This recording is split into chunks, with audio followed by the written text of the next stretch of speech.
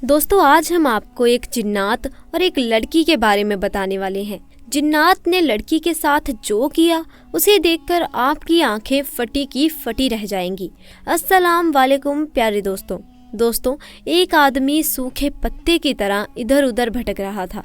उसका नाम शरीफ अहमद था और अपने नाम की तरह ही वो शरीफ इंसान था। चलते चलते शरीफ अहमद थक गया था। वो कई दिनों का भूखा था। उसकी आंखों के सामने अंधेरा छा रहा था और कल से उसके हलक में पानी का एक कतरा भी न गया था। अचानक उसकी आंखों के सामने अंधेरा छा गया और वो लड़खड़ाता हुआ ज़मीन पर जा गिरा। और ज़मीन पर गिरते हुए उसे हैरानी हुई, क्योंकि एक कमीने को गिरने के लिए बहुत सारी जगह मिल जाती है, लेकिन शरीफ और ईमानदार आदमी को गिरने के लिए एक पाक साफ ज़मीन भी नहीं मिलती। दोस्तों, वो जहाँ गिरा था वहाँ एक दरवाज़ा था। शरीफ अहमद दरवाज़ा पकड़कर खड़ा हो गया। उसने सर उठाकर दरवाजे की तरफ देखा तो वो एक मस्जिद का दरवाज़ा था, लेकिन उस दरवाजे पर एक बड़ा सा ताला लगा हुआ था। शरीफ अहमद की हालत बहुत बुरी थी। भूख की वजह से उसका बुरा हाल था और ऐसे वक्त में आदमी सिर्फ और सिर्फ रोटी के बारे में ही सोचता है। लेकिन वो सच्चा और शरीफ ईमानदार इंसान था, पक्का मुसलमान था। उसने मस्जिद के बंद दरवाजे को हैरत से देखा और सोचने लगा कि दरवाज़ा बंद क्यों है। जोहर की नमाज का वक्त हो रहा है, मगर नमाजी कहाँ है। इतने में किसी ने शरीफ अहमद के कंधे पर हाथ रखा और पूछा, कौन हो भाई, कहाँ से आए हो? तो शरीफ अहमद ने जवाब दिया, जी मैं तो अल्लाह का एक अजीज सा बंदा हूँ। उस आदमी ने कहा कि हुलिये से तो तुम मौलवी मालूम पड़ते हो।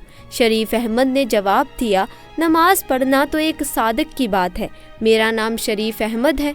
तो उस आदमी ने कहा कि मेरा नाम खुदा बख्श है और यहाँ इस मस्जिद के पास वाले मकान में रहता हूँ और इस गांव के पंचायत का सरपंच भी हूँ।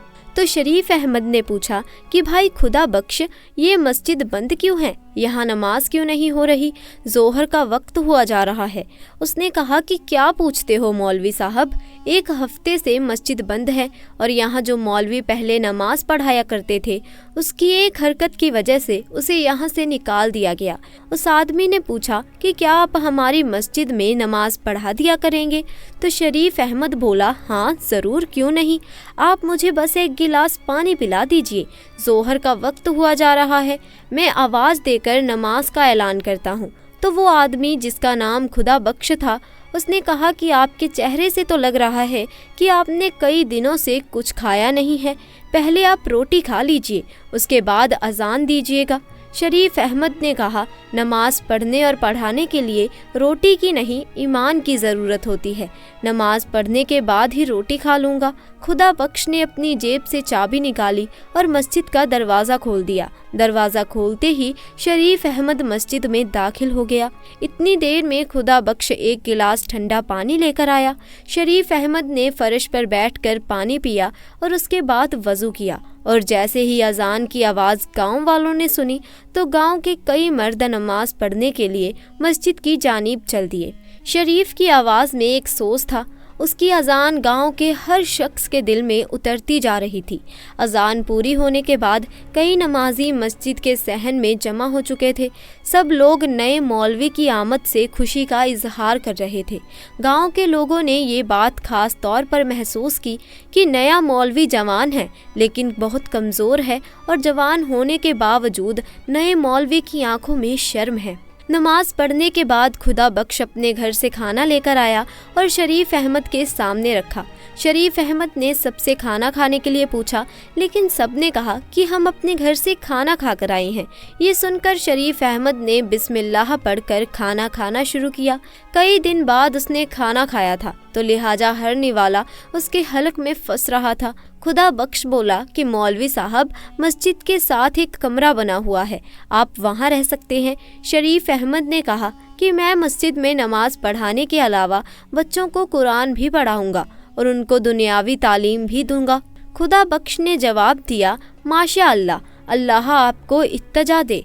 खुदा बख्श के जाने के बाद शरीफ अहमद कमरे में गया और जैसे ही खिड़की खोली तो फौरन उसे बंद कर दिया, क्योंकि खिड़की से खुदा बख्श के घर का सहन साफ नजर आ रहा था। वहाँ एक जवान लड़की सहन में झाड़ू दे रही थी।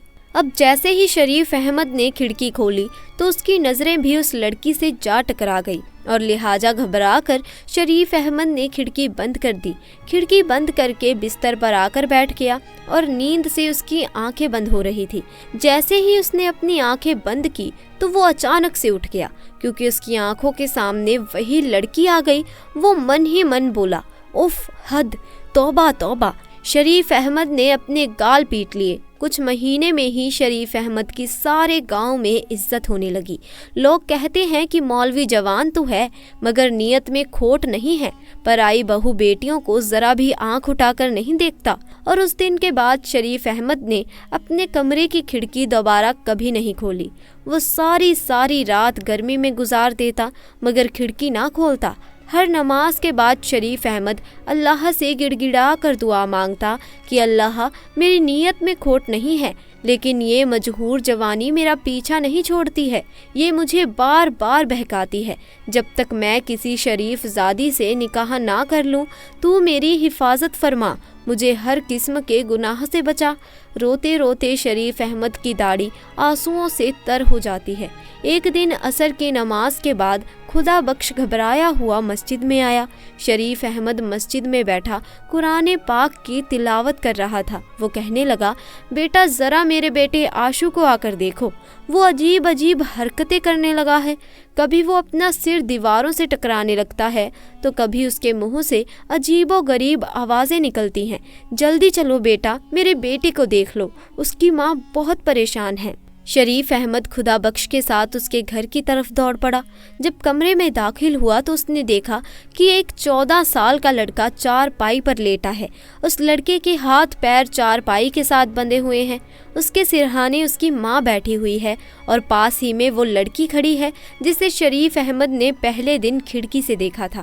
شریف کی نظر پڑی تو اس نے فوراً اپنی آنکھیں نیچے کر لی اور اس نے کہا کہ مجھے ایک گلاس پانی لا کر دو۔ شریف احمد کو پانی کا گلاس دے دیا گیا۔ اب آپ لوگ دیوار کے ساتھ کھڑے ہو جائیے اور کوئی بھی میرے کام میں دخل نہیں دے گا۔ اس کے بعد شریف احمد نے آشو کے ہاتھ اور پیر کھول دیے اور پھر قرآنی آیت کی تلاوت شروع کی۔ شریف احمد نے بلند آواز میں قرآن مجید کی تلاوت شروع کی۔ شریف احمد علاج کر ہی رہا تھا کہ آشو کے منہ سے ایک انجانی سی کڑک آواز نکلی، کون ہے تو؟ کیوں مجھے تنگ کر رہا ہے؟ شریف نے کہا، تو کون ہے؟ اس معصوم بچے کو تنگ کیوں کر رہا ہے؟ جن زور سے دہاڑا اور بولا، اس بچے نے، اس کے دوستوں نے مجھے بہت پریشان کیا ہے، مجھے زخمی کیا ہے۔ تو شریف بولا کہ اس بچے نے تمہیں تنگ کیسے کیا؟ تمہیں کیسے زخمی کیا تھا؟ تو وہ جن بولا، کل جب میں اس گاؤں سے گزر رہا تھا اس وقت میں ایک جانور کے روپ میں تھا، تو اس نے اور اس کے شرارتی دوستوں نے مجھ پر پتھر برسائے۔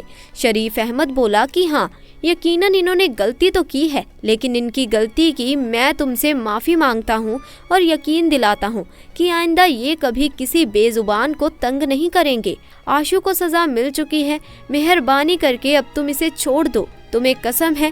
اس نے کہا، مجھے قسم مت دو، میں اسے اور بھی زیادہ سزا دوں گا۔ شریف احمد بلند آواز کے ساتھ قرآن کی تلاوت کرتا رہا اور بچا ہوا پانی اس کے سر پر ڈال دیا۔ پانی ڈالتے ہی آشو کے منہ سے ایک زوردار چیخ نکلی اور وہ تڑپنے لگا اور کہنے لگا کہ ہائے ہائے ظالم، مجھے مار ڈالا، جلا ڈالا، یہ اچھا نہیں کیا تو نے مولوی۔ ابھی تو میں جا رہا ہوں مگر پھر اس گاؤں میں ضرور واپس آؤں گا۔ اس کے بعد شریف آشو کی طرف بڑھا اور کہا کہ تم اب کیسے ہو؟ تو اس نے کہا کہ میں ٹھیک ہوں۔ خدا بخش نے کہا کہ مولوی بیٹا، تمہارا بڑا احسان ہے ہم پر۔ تو شریف احمد نے کہا، میں نے کوئی احسان نہیں کیا، یہ تو اللہ پاک کی کلام کا اثر ہے، حالانکہ پاک کلام میں بہت برکت ہے۔ یہ کہہ کر شریف احمد نے اپنا بیگ اٹھایا اور ایک قلم اور ایک دوات نکالی۔ دوات کھولتے ہی پورے کمرے میں زعفران کی خوشبو پھیل گئی۔ شریف احمد نے قلم کو زعفران میں ڈبو دیا اور تعبیذ لکھنے لگا۔ تعبیذ لکھنے کے بعد شریف احمد یہ تعبیذ خدا بخش کے دائیں ہاتھ میں دیتا ہے اور کہتا ہے کہ اس تعبیذ کو چمڑے میں لپیٹ کر آشو کے سیدھے بازو میں باندھ دینا اور روزانہ عصر کی نماز کے بعد आशू के सिरहाने सूरह फलक और सूरह मान की तिलावत करते रहना। मुझे यकीन है कि जिन दोबारा इस घर का रुख नहीं करेगा। इस वाक़े के तीसरे दिन असर की नमाज के बाद शरीफ मस्जिद में बैठा हुआ था तो आशू भागता हुआ आया और सलाम करके कहने लगा कि आपको अब्बा जान ने बुलाया है। तो शरीफ अहमद ने अपना बैग उठाया और तेज तेज कदमों से आशू की तरफ चलने लगा। घर आकर खुदा बख्श की बीवी से पूछा क्या हुआ, तो उसने कहा कि मौलवी बेटा, न जाने क्यों उन जिनों ने मेरा घर देख लिया है। पहले आशू पर जिन आया था और अब शरीफा पर। तो वो मौलवी शरीफ अहमद ने कहा कि आपको कैसे मालूम कि आपकी बेटी सलीमा पर कोई जिन आया है। तो उसकी माँ ने अपनी बेटी के बारे में बता दिया कि वो अजीब अजीब हरकतें कर रही है। उसके बाद शरीफ उस लड़की के साथ उसके कमरे में गया और वो वजीफ़ा करने लगा। नमाज के बाद शरीफ अहमद ने कलम और दवात निकाली और ताबीज़ लिखने लगा। फिर ताबीज़ खुदा बख्श को दिया और कहा कि ये ताबीज़ चमड़े में सी कर सलीमा के सीधे बाजू में बांध देना। ये कहकर शरीफ अहमद ने अपना बैग उठाया और घर से सलाम करता हुआ बाहर आ गया। अगले दिन शरीफ अहमद मस्जिद में बैठा हुआ था कि उसे दोबारा आशू बुलाने आ गया। उसकी बहन की तबीयत फिर खराब हो गई थी। शरीफ अहमद दोबारा घर गया तो घर जाते ही उसने कुछ नए लोगों को देखा था। वहाँ एक बड़ी उम्र की औरत चारपाई पर बैठी हुई थी, जबकि चारपाई के सिरहाने पर एक लड़का खड़ा था। लड़के का कद तकरीबन 5 फुट का था। सलीमा की माँ ने कहा, आओ मौलवी बेटा, घबराओ नहीं, असल में ये सलीमा की सास है और ये इसका मंगेतर है। शरीफ अहमद ने कहा कि अल्लाह ताला के पाक कलम की बरकत से वो जनजाति भी यकीनन सलीमा का पीछा छोड़ देगी। कल मैंने जो ताबीज़ दिया था वो सलीमा की बाजू पर बांधा था या नहीं? तो उसकी माँ ने कहा कि मौलवी बेटा, मैंने तो रात को ही उसके दाएं हाथ पर ताबीज़ बांध दिया था, लेकिन सुबह देखा तो वो ताबीज़ उसके बाजू पर नहीं था। सलीमा से भी पूछा, मगर उसे भी मालूम नहीं था कि रात के वक्त ये ताबीज़ कहाँ गया। इसके बाद शरीफ सबके साथ कमरे में चला गया और इलाज शुरू कर दिया और कुरान पाक की तिलावत और वजीफ़ा पढ़ता रहा और उसे कहने लगा कि तू जिन जाती है, औरत है, इसीलिए मैं शराफत से कह रहा हूँ कि इसे छोड़ दे, इसकी शादी होने वाली है। अगर तूने इसे नहीं छोड़ा तो ये सुनकर वो बोली कि शादी, वो भी इस लड़की की? भूल जाओ, क्योंकि वो शख्स जो कि इस लड़की से शादी करेगा वो शादी की पहली रात ही दर्दनाक मौत से मारा जाएगा, और ये मेरा वादा है और ये पत्थर की लकीर है। दोस्तों, आपको बता दें कि यहाँ ये लड़की पर कोई जिन जाति नहीं थी। ये लड़की ड्रामा कर रही है। आप इस वीडियो को देखते रहें, आपको पता चल जाएगा। उसकी बात सुनकर उसकी होने वाली सास और मंगेतर के रंग सफ़ेद पड़ गए। इतने में सलीमा अचानक अपनी जगह से चलती हुई दीवार की जानिब बढ़ी और डंडा लेकर उसके होने वाले शौहर और उसकी माँ को मारने लगी और कहने लगी, तू मुझसे शादी करेगा? इतने में सलीमा के माँ बाप सलीमा से डंडा छीनकर उसको काबू में करने लगे और उसको कमरे में बंद कर दिया। इसके बाद सलीमा की होने वाली सास कहने लगी, माफ़ करना भाई साहब, आज मैं ये मंगनी तोड़ती हूँ, मुझे नहीं करवानी अपने बेटे की शादी तुम्हारी इस बेटी से। ये कहकर वो दोनों माँ बेटा अपने घर चले गए। सलीमा के माँ बाप परेशान हो गए। शरीफ अहमद ने थोड़ी देर इंतज़ार किया, फिर अपना बैग संभाला और सलाम करता हुआ घर से बाहर निकल गया। शरीफ अहमद परेशान रहा। उसकी समझ में नहीं आ रहा था कि ये जिन जाति कितनी ताकतवर है जो उसकी वज़र के बाद भी सलीमा पर कब्जा जमाए बैठी है। शरीफ अहमद के वजीफे का भी उस जिन जाति पर कोई असर नहीं हुआ। दोस्तों, यहाँ पर हम आपको बता दें कि सलीमा पर किसी जिन जाति का असर नहीं था, वो तो बस ड्रामा कर रही थी। अगली सुबह शरीफ अहमद बच्चों को कुरान मजीद पढ़ा रहे थे कि अचानक आशू भागता हुआ आया और कहने लगा कि मौलवी साहब जल्दी चलो, उसकी बहन की तबीयत फिर खराब हो गई है। शरीफ अहमद जब उसके घर पहुंचा तो सलीमा की माँ ने कहा कि बेटा, मेरी बेटी ठीक तो हो जाएगी ना? वो जिनजादी कब उसका पीछा छोड़ेगी? शरीफ अहमद ने कहा कि आप फिक्र ना करें, ये जिनजादी जल्द ही सलीमा का पीछा छोड़ देगी। अल्लाह तेरी ज़ुबान मुबारक करे बेटा, मेरी बेटी तो पूरे गांव में बदनाम हो गई है और ऊपर से उसकी फूफी ने भी रिश्ता तोड़ दिया है। अब तू ही बता, कौन करेगा मेरी बेटी से शादी? तो शरीफ अहमद बोला कि अम्मा फिक्र ना करे, अल्लाह बेहतर जानता है, और ये रिश्ता ख़त्म हो गया तो क्या, अल्लाह इससे बेहतर रिश्ता भेजेगा। आप जाकर सलीमा के कमरे का दरवाज़ा खोलें। आज मैं ऐसा वजीफ़ा करूँगा कि वो जिन जाति चीखती हुई बाहर आ जाएगी और मेरे साथ कमरे में कोई नहीं होगा। शायद शरीफ को उस पर शक हो गया था। अब क्योंकि शरीफ अहमद भी बड़ा नेक इंसान था और उस लड़की की हालत भी दिन ब दिन खराब होती जा रही थी, इसीलिए शरीफ अहमद आहिस्ता से चलता हुआ सलीमा की चारपाई के पास आया और सलीमा चारपाई पर बैठी हिल हिल कर अल्लाह की विलह कर रही थी। शरीफ अहमद चारपाई के पास गया, थोड़ी देर तक सलीमा को देखता रहा और फिर आहिस्ता सी आवाज़ में बोला, सलीमा अब तुम ये नाटक बंद कर दो, तुम्हारे ऊपर कोई जिनजादी नहीं है, मुझे मालूम है। शरीफ अहमद की बात सुनकर सलीमा खामोश हो गई। उसने अपना सर ऊपर किया और शरीफ अहमद को घूरने लगी। उसे कहा, तो तुझे पता चल गया कि मैं ड्रामा कर रही हूँ? शरीफ अहमद ने कहा, हाँ मुझे पता चल गया है, और तूने अपनी आंखें लाल की हैं। तो सलीमा ने कहा, मैंने अपनी आंखें ग्लिसरीन डालकर लाल की हैं। शरीफ अहमद ने कहा कि तेरे इस नाटक की वजह से तेरे माँ बाप कितने परेशान हैं। सलीमा बोली कि मुझे अफसोस है इस बात का, लेकिन मैं मजबूर थी। मैंने नाटक रिश्ता तोड़ने के लिए किया था। तो क्या तुझे ये रिश्ता मंजूर नहीं था? हाँ, मेरा उसके साथ कोई जोड़ नहीं था। तो शरीफ ने कहा कि अगर तुझे रिश्ता मंजूर नहीं था तो सीधे सीधे इनकार कर देती, इतना नाटक करने की क्या ज़रूरत थी? सलीमा ने कहा, मेरा रिश्ता तब किया गया था जब मैं झूले में थी और शादी के वक्त भी मुझसे नहीं पूछा जाना था। मैं 10 जमात पास हूँ और उसने तो कभी स्कूल की शक्ल भी नहीं देखी। लेकिन अब तेरा क्या होगा? अब तुझसे कौन शादी करेगा? आस पास हर जगह तो तू मशहूर हो गई है कि तू अजीबो गरीब हरकतें करती है और तुझ पर जिन जाति सवार है। ये सुनकर शरीफा मुस्कुरा दी और कहने लगी, मुझसे शादी वही करेगा जिसे मालूम है कि मेरे ऊपर किसी जिन जाति का कब्जा नहीं है। शरीफ अहमद वाकई में शरीफ था।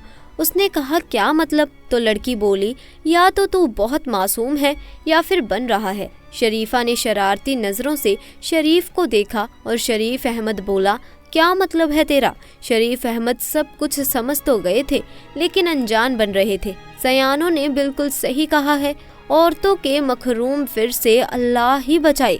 शरीफ अहमद ने कानों को हाथ लगाए और अपना बैग संभाल कर कमरे से बाहर निकल गया। क्या हुआ बेटा? शरीफा की माँ ने कहा। बेटा, क्या जिन जाति ने शरीफा का पीछा छोड़ दिया? तो शरीफ अहमद बोला कि जी, बहुत जल्द जिन जाति शरीफा का पीछा छोड़ देगी। शरीफा की माँ परेशान थी कि इससे अब शादी कौन करेगा। फूफी ने तो इसका रिश्ता तोड़ दिया है। आसपास के गांव में तो ये मशहूर है कि इस पर जिन जाति है और दूल्हे को ये मार डालेगी। इतने में शरीफा की माँ बोली कि बेटा, तुझको तो सब कुछ मालूम ही है, तू तो मौलवी भी है और तू इन सब चीज़ों से डरता भी नहीं है, तो क्या तू करेगा मेरी बेटी से शादी? और वैसे भी तू तो शादीशुदा भी नहीं है। ये सुनकर शरीफ अहमद ने कहा कि मैं आपकी बिरादरी का नहीं हूँ, कहीं ऐसा न हो कि आपकी बिरादरी के लोग बुरा मान जाएं। लड़की की माँ ने कहा कि इस मुश्किल वक्त में कौन सा मेरी बिरादरी मेरे काम आई जो मैं बिरादरी का बुरा मानने के बारे में सोचूं। और फिर तू भी तो मुसलमान बंदा है और इस नाते तू भी तो मेरी बिरादरी का है।